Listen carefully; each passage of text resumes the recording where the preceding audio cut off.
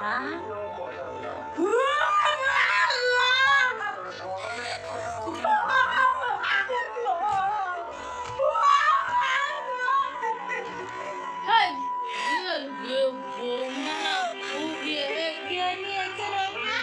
Finally guys অনেক দিন পর একটা ব্লগ করছি।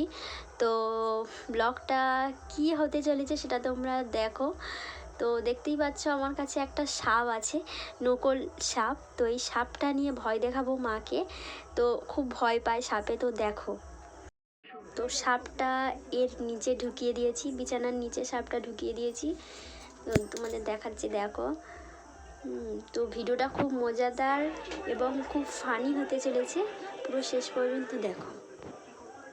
কেমন হয়েছে কমেন্ট করে জানিও। তো দেখো সাপটা বার করছি আমি, করে ঠিক মানে বালিশের কাছে রাখছি যাতে দেখতে পায়, যাতে এই কাঁথাটা সরালেই দেখতে পায়।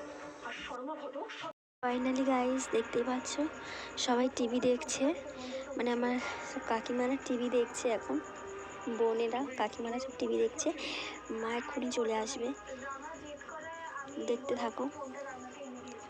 তো দেখতেই পেলে মা চলে এসছে, শুয়ে শুয়ে এখন টিভি দেখছেন। তো সাপটা এখন পাশেই রেখেছি। তো রিয়াকশানটা ঠিক কেমন হয় সেটাই তোমরা দেখবে। তো চলো শুরু করা যাক।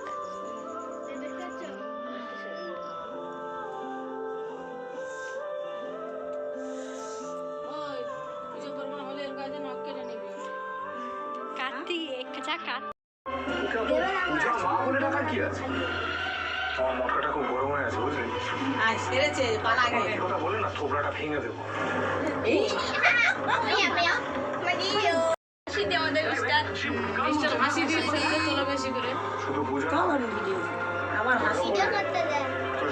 মার পিছনে এটা কিটা লাগছে, পিছনে